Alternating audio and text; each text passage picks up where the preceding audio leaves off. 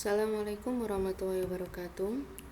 Pada video pembahasan kali ini, kita akan membahas tentang atom hidrogen dalam mekanika kuantum.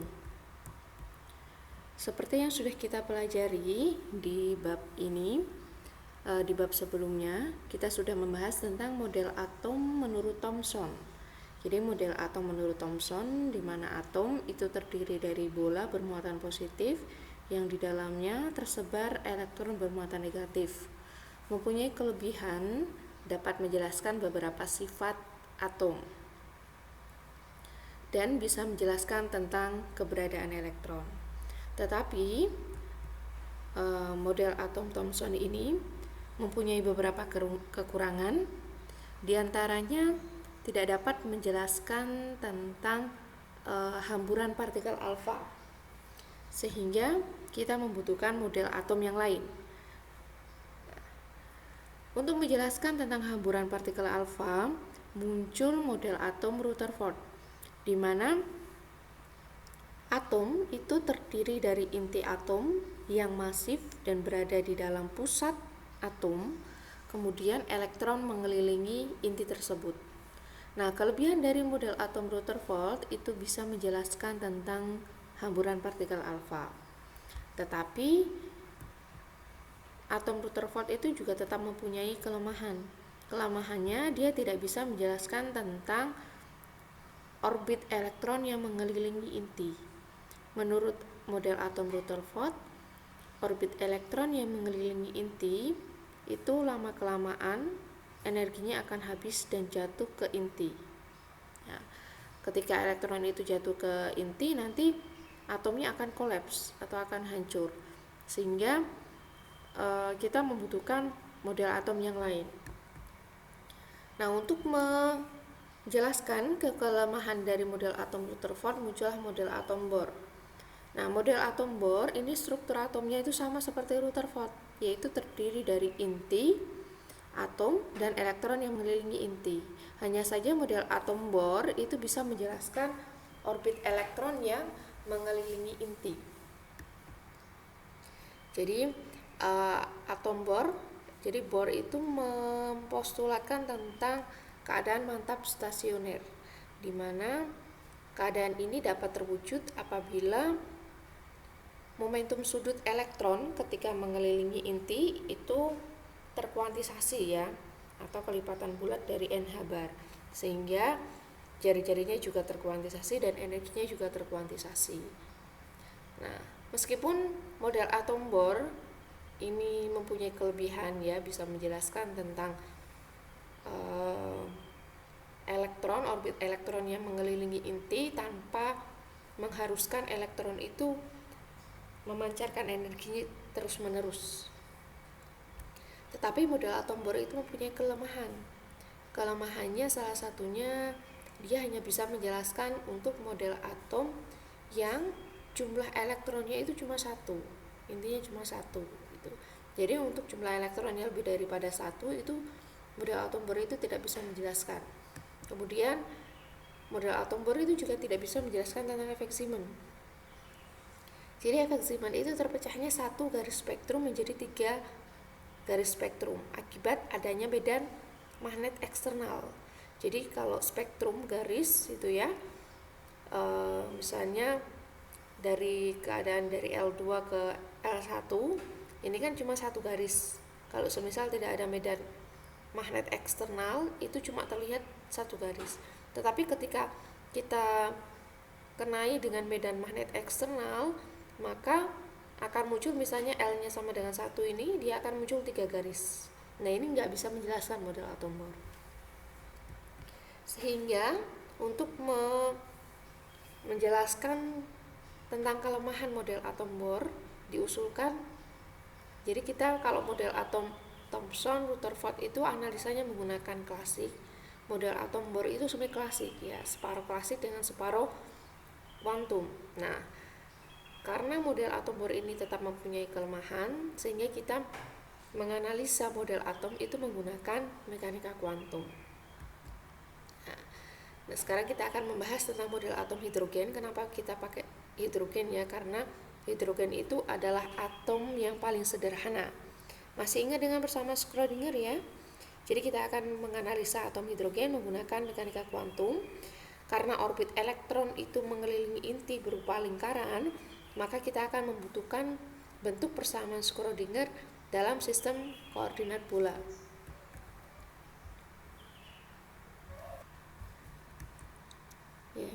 Kita lanjut ke persamaan Schrödinger. Masih ingat ya persamaan Schrödinger untuk 3 dimensi. Ini untuk 3 dimensi itu minus h bar kuadrat per 2m delta kuadrat c plus vc sama dengan ec. Dengan operator nabla, ini operator nabla. Masih ingat operator nabla ya? Delta kuadrat itu sama dengan parsel kuadrat parsel x kuadrat i, parsel kuadrat parsel y kuadrat c, parsel kuadrat parsel z kuadrat k. Jadi kita tinjau persamaan Schrödinger dalam sistem koordinat Cartesius 3 dimensi. Bentuknya seperti ini. Biasanya yang kita pakai itu kan cuma satu dimensi ya. Jadi kalau satu dimensi itu d kuadrat per dx kuadrat c.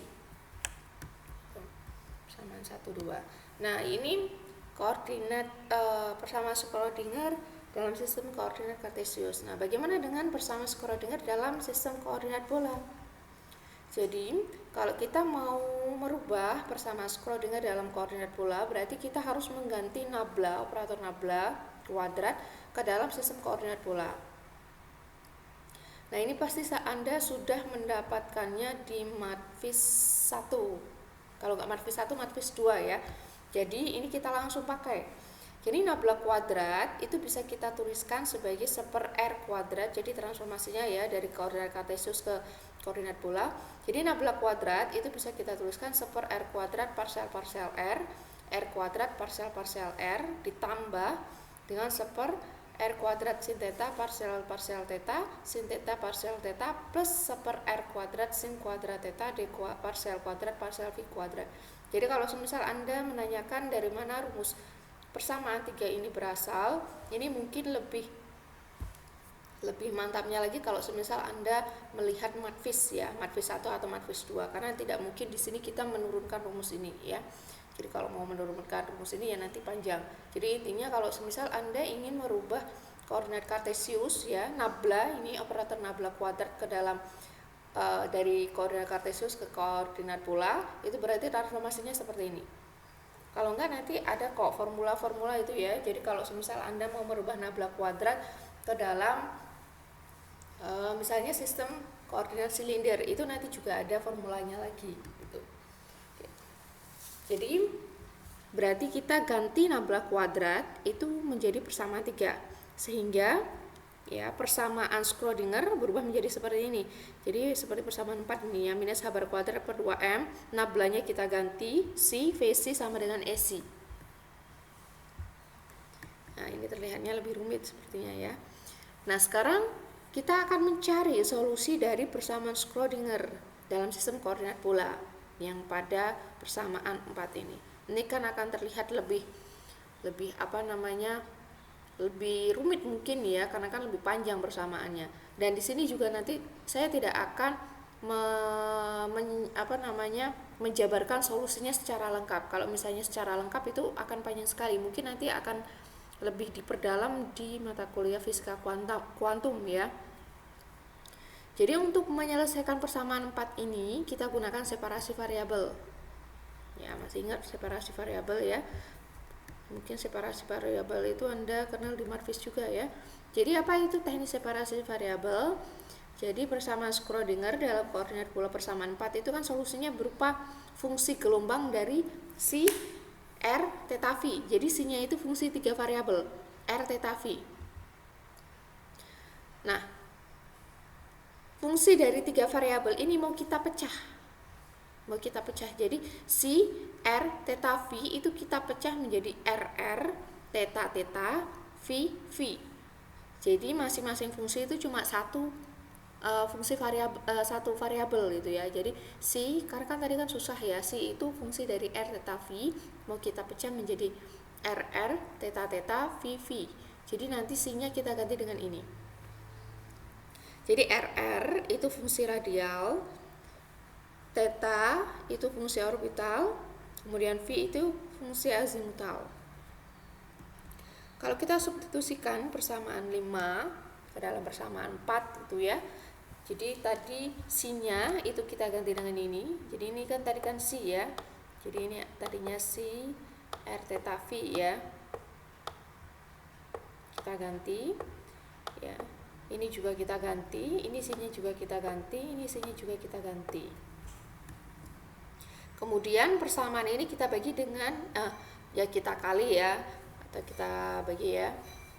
Kita kali dengan minus 2M per H bar kuadrat, atau kita bagi dengan H bar kuadrat per 2M ya. Kemarin kan juga ada yang tanya kenapa selalu persamaan Schrödinger itu dibagi dengan minus H bar kuadrat per 2M, karena untuk membawa persamaan kita itu mirip dengan persamaan diferensial order 2 ya. Jadi kan selalu persamaan ini, karena kalau di model persamaan diferensial order 2 yang di depan itu tidak ada konstantanya ya, jadi langsung dikuadrat gitu, langsung dikuadrat, misalnya d kuadrat C ini ya per dx kuadrat. Jadi persamaan diferensial order 2 itu di depannya itu selalu tidak ada apa-apa satu gitu, maksudnya konstantanya. Jadi kalau semisal di depannya itu ada konstanta lain ya berarti kita bagi gimana caranya yang di depan itu satu. Jadi ini di depan itu kan ada minus H bar kuadrat per 2M. Berarti agar yang ada di sini itu menjadi satu ya kita bagi dengan minus H bar kuadrat per 2M, atau kita kali dengan minus 2M per H bar kuadrat. Sehingga persamaannya berubah menjadi ini. Ya. Jadi ini kan jadinya satu ya. Kemudian ini minus 2M per H bar kuadrat. Ini sama dengan E-nya ini sudah kita pindah ruas ke sini ya. Jadi V minus E ini ya, sudah kita pindah ruas ke sini. Jadi lebih sederhana seperti ini. Kemudian ini kita distribusikan ya. Ini kan ada R theta V. Ini kita distribusikan ke masing-masing suku. Jadinya seperti ini ya. Suku pertama, 2, 3. Nah, suku yang pertama itu kan diturunkan terhadap R. Suku yang pertama itu kan R theta V parsial R diturunkan terhadap R. Berarti theta sama V itu konstanta, bisa dikeluarkan dari kurung. Kemudian parsial L. Jadi sisanya tinggal parsial L saja. Kemudian suku yang kedua ini kan diturunkan terhadap theta. Berarti R nih ya, R dan V itu kan dia konstanta, bisa dikeluarkan dari kurung. Kemudian yang ketiga itu turunan terhadap V.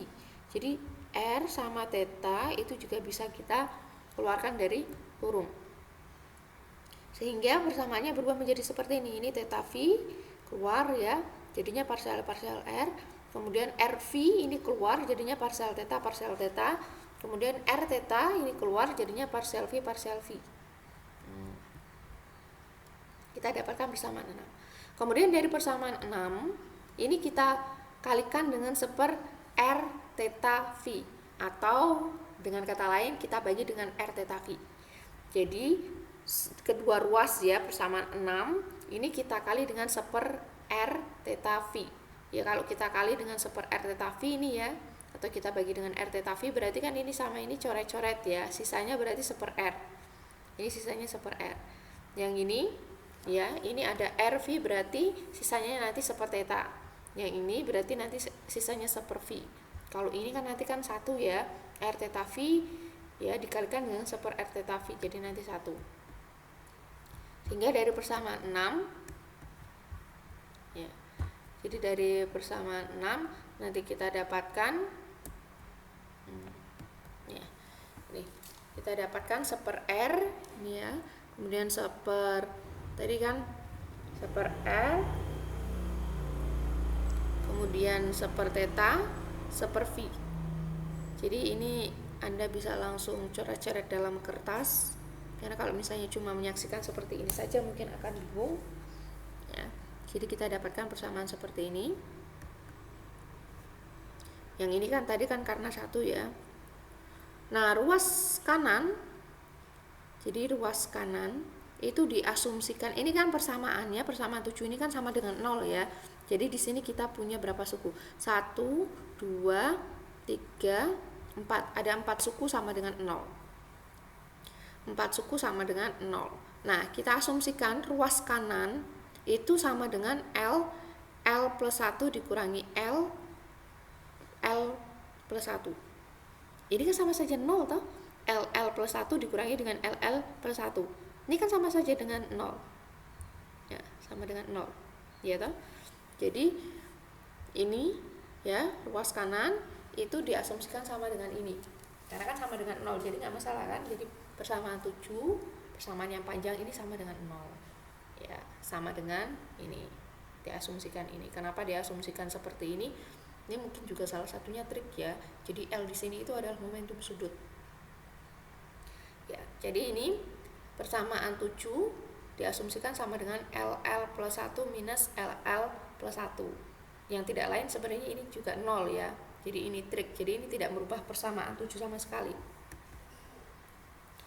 Nah, ini dengan asumsinya yang suku ini itu adalah LL plus 1, dan yang jadi dua suku pertama itu adalah LL plus 1, kemudian dua suku kedua itu LL minus LL plus 1. Yang ini plus, ini minus. Nah, dari sini dari persamaan 8 ini kita pecah menjadi dua persamaan ya. Jadi yang dua suku pertama itu sama dengan LL plus 1, dua persamaan terakhir itu sama dengan minus LL plus 1. Minus LL plus 1. Nah, persamaan 9 itu disebut sebagai persamaan radial. Jadi persamaan 9 itu disebut persamaan radial, sedangkan persamaan 10 itu disebut sebagai persamaan angular. Jadi solusi persamaan Schrödinger dalam koordinat bola itu dibagi menjadi dua persamaan. Nah, nanti akan lebih detailnya itu dibahas di fisika kuantum ya. Kuantum. Jadi kita langsung ke solusinya saja nanti. Jadi ini sistem atom ya. Jadi atom hidrogen itu terdiri dari inti dan satu buah elektron. Intinya itu terdiri dari satu Z ya, atau satu proton, dimana massa atom itu sama dengan mendekati massa inti karena elektronnya kan massanya sangat kecil sekali ya. Jadi muatan satu elektron itu minus E, massa elektron itu M, jari-jari lintasan elektron mengelilingi inti itu adalah R. Nah, persamaan Schrödinger untuk atom hidrogen dalam koordinat bola ya, jadi kita akan, tadi kan kita sudah dapatkan persamaan Schrödinger dalam koordinat bola ya. Nah, kemudian dari koordinat bola itu nanti untuk mencari solusinya, persamaan Schrödingernya itu nanti kita rubah menjadi dua persamaan ya. Jadi ada dua solusi ya, dari persamaan angular sama persamaan radial. Nah, sekarang karena kita sudah mendapatkan bentuk dari persamaan Schrödinger dalam koordinat bola, sekarang kita akan menganalisa yang atom hidrogen. Jadi diasumsikan inti itu massa inti lebih besar dibandingkan massa elektron ya. Jadi inti atom itu diam di pusat koordinat dan elektron yang mengelilingi inti karena adanya gaya Coulomb. Nah, energi potensial atom hidrogen itu adalah V sama dengan minus E kuadrat per 4pi epsilon 0 per R. Kalau semisal potensial elektron yang mengelilingi inti ini kita masukkan ke dalam persamaan Schrödinger, maka V-nya kan berubah menjadi ini ya. Nah, persamaan 12 ini merupakan persamaan Schrödinger untuk atom hidrogen dalam koordinat bola. Nah, kemudian dengan menggunakan trik separasi variabel, maka persamaan 12 itu dapat dituliskan menjadi dua fungsi ya. Jadi ada fungsi radial dan fungsi angular. Jadi untuk mencari solusi dari persamaan 12 berarti bisa kita tuliskan seper R, ini yang fungsi radial ya. Ini. Kan tadi di sini itu V minus E ya. Jadi di sini kan V minus E. Kalau V-nya itu kita substitusikan V dari atom hidrogen, jadi kita punya persamaan ini. Persamaan 13. Kemudian persamaan angularnya persamaan 14. Nah, persamaan 13 adalah persamaan radial, persamaan 14 itu persamaan angular untuk atom hidrogen. Solusinya, solusi dari persamaan ini. Jadi solusi dari persamaan Schrödinger untuk atom hidrogen dalam koordinat bola. Jadi solusi dari RR adalah bilangan kuantum N. Jadi kan tadi ada dua fungsi ya, R besar, theta besar, sama V besar. Nah, solusi dari fungsi radial R besar itu berupa bilangan kuantum N. Jadi N itu bilangan kuantum utama yang bernilai bulat, 1, 2, 3, dan seterusnya. Nah, dari solusi fungsi radial R itu diperoleh energi atom hidrogen, yaitu En itu sama dengan minus Me kuadrat per 32 Pi kuadrat Epsilon 0 kuadrat H bar kuadrat seper N kuadrat. Kok kita bisa dapatkan En sama dengan ini? Karena kita mencari solusi dari persamaan 13 tadi. Ya, dari persamaan 13 tadi. Itu kita memang nggak kita bahas lengkap ya. Kalau bahas lengkap itu mungkin 2 pertemuan baru kita dapat itu. Ya. Jadi intinya dari persamaan 13 tadi, dari fungsi radial itu kita dapatkan energi atom hidrogen.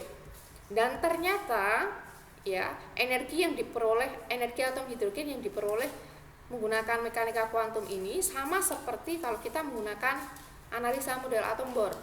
Jadi kalau yang kita lakukan ini kan sudah murni semuanya kuantum. Sedangkan yang Bohr itu kan semi kuantum ya, tetapi ternyata hasilnya itu sama. Jadi dari En itu sama dengan seper N kuadrat.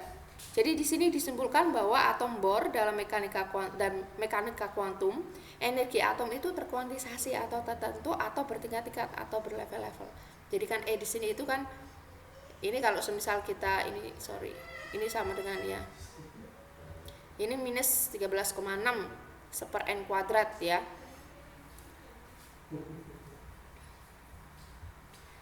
Jadi dalam model atom Bohr, ketika nilai N ini kan menentukan jari-jari orbit elektron. Semakin besar N, semakin besar jari-jarinya.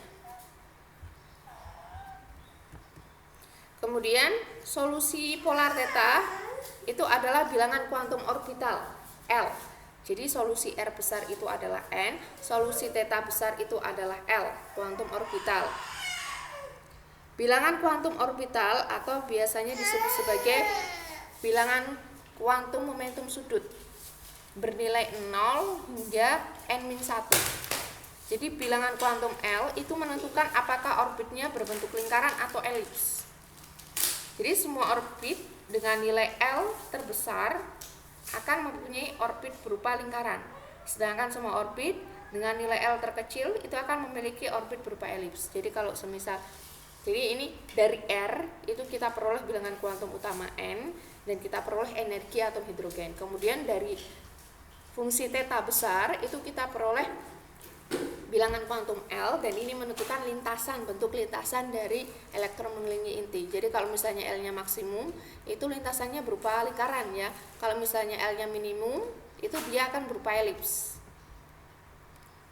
Kemudian yang ketiga, solusi dari fungsi azimut V adalah bilangan kuantum magnetik ML. Nah, bilangan kuantum magnetik ML itu bernilai dari 0 plus minus 1 plus minus 2 sampai dengan plus minus L. Nah, bilangan kuantum ML ini memberikan orientasi bidang orbit relatif terhadap bidang X-Y. Jadi sekarang tingkat energi atom itu dapat dilabeli oleh 3 bilangan kuantum, yaitu N, L, dan ML. Contohnya bagaimana? Contohnya misalnya seperti ini. Jadi misalkan ini N-nya sama dengan 1 ya. N-nya sama dengan 1, L-nya 0, ML-nya 0. Kemudian kalau N-nya sama dengan 2, N-nya sama dengan 2. Ini ya. Jadi kalau N-nya sama dengan 1, L-nya itu kan N-1. Berarti 1 dikurangi 1 itu kan 0. Kemudian ML-nya itu kan 0 plus minus 1 plus minus 2. Karena L sampai dengan plus minus L. Jadi kalau N-nya sama dengan 1, L-nya berarti kan N-1 jadinya 0. Kemudian ML-nya itu kan plus minus L. Plus minus L karena L-nya 0 berarti ML-nya sama dengan 0. Jadi tingkat energi itu bisa dilabeli oleh ini 1, 0, 0. Jadi di sini minus, ini kan N-nya sama dengan 1. Jadi ini N sama dengan 1. Labelnya cuma ada 1, yaitu 1, 0, 0. Kemudian kalau semisal N-nya sama dengan 2, berarti kan L itu sama dengan ini ya, 0, L min 1, N min 1 ya. Jadi kalau N-nya 2, itu berarti ada dua kemungkinan, yaitu L-nya 0 dan L-nya 1. Kalau L-nya 0, berarti ML-nya 0.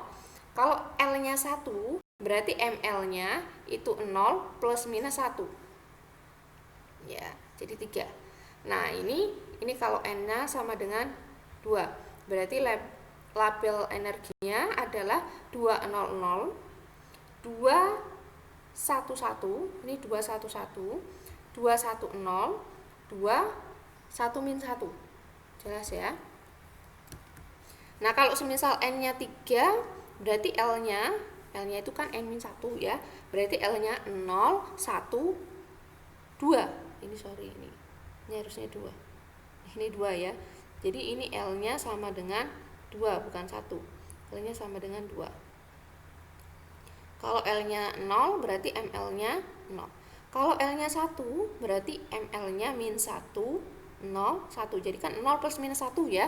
Jadi L1 sama dengan 0 plus minus 1. Berarti 0, 1, min 1. Kalau L-nya 2, berarti 0 plus minus 1 plus minus 2. Sehingga kita punya label itu di sini berapa? 1, 2, 3, 4, 5, 6, 7, 8, 9. Ada 9 ya. Jadi 1, 3, 0, 0, 3, 1, 1, 3, 1, 0, 3, 1, min 1, 3, 2, 2, 3, 2, 1, 3, 2, 0, 3, 2, min 1, 3, 2, min 2. Jadi ini pelabelan tingkat energi atom hidrogen menurut mekanika kuantum. Selanjutnya, ini momentum sudut orbital sebagai vektor. Momentum sudut orbital sebagai vektor L sama dengan R cross P. Nah, besarnya momentum sudut jika dikaitkan dengan bilangan kuantum orbital, besarnya L itu sama dengan akar L plus 1 habar. Nah, ini ya.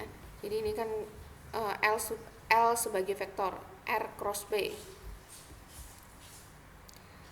Kemudian dengan L adalah bilangan kuantum orbital yang nilainya 0,1 sampai dengan N-1.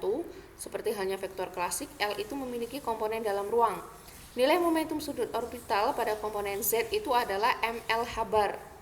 Ya, ini ml habar. Ini ml habar.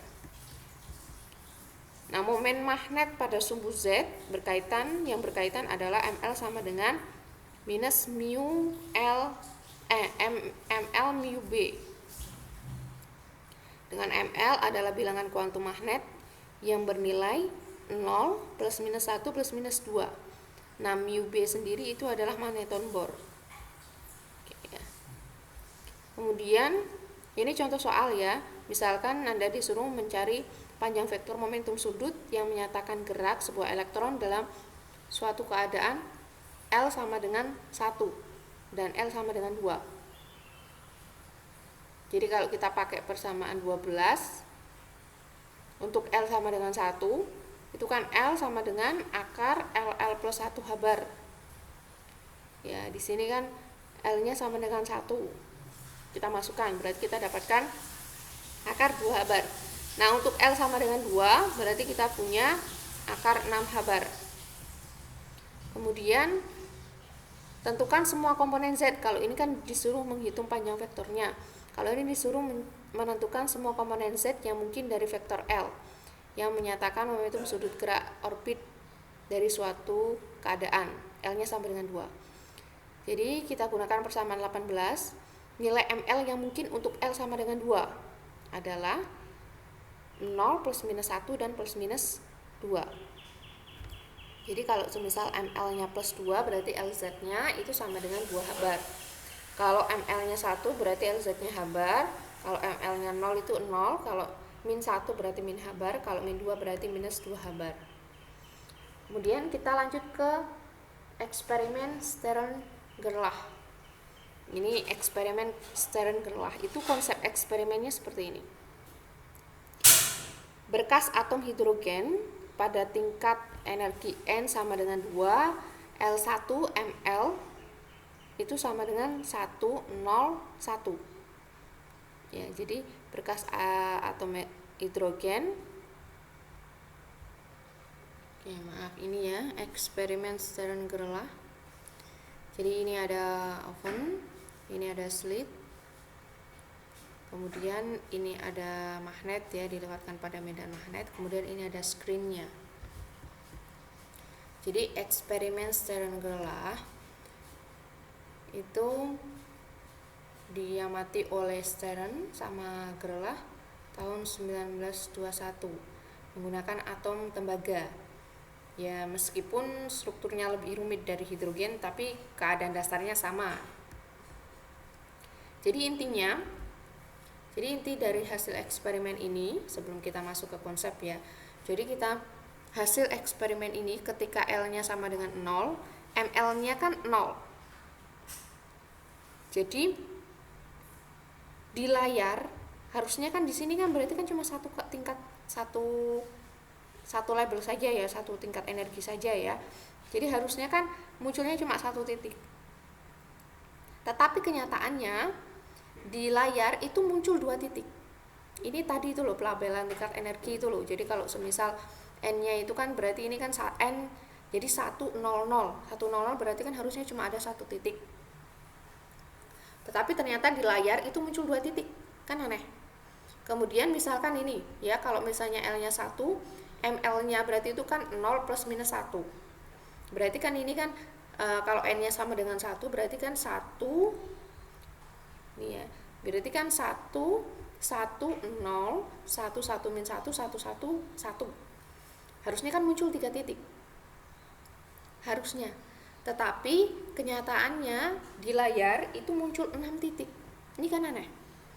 Jadi hasil eksperimen ini ya, jadi ternyata hasil eksperimen ini menunjukkan jumlah titik yang tidaklah ganjil, tapi berkas itu pecah menjadi dua komponen dari yang seharusnya.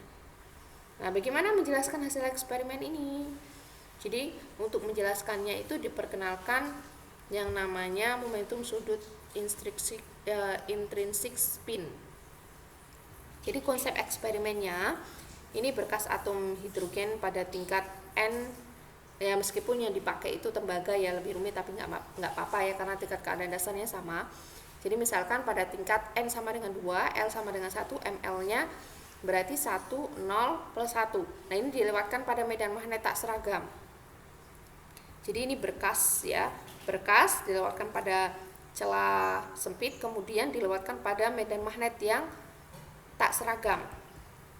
Nah, yang ml-nya plus 1 itu akan mengalami gaya ke atas sehingga dibelokkan ke atas. Jadi kan tadi itu kita pas bahas tentang momentum sudut itu kan ada ml ke atas dan ml ke bawah itu tadi ya, di gambar sebelumnya itu loh. Jadi kalau ml plus 1 itu mengalami gaya ke atas sehingga dibelokkan ke atas. Kemudian ini ya. Kemudian ml-1 itu mengalami gaya ke bawah sehingga dibelokkan ke bawah. Kemudian yang ml0 itu tidak dibelokkan. Kemudian berkas dijatuhkan pada layar yang akan membentuk sebuah titik terang. Jadi apabila medan magnetnya itu dinyalakan lagi, muncul 3 titik di layar. Jadi ml1, ml-1, ml0. Jadi ini muncul di atas ya, ini atas, ini bawah, ini di pusat.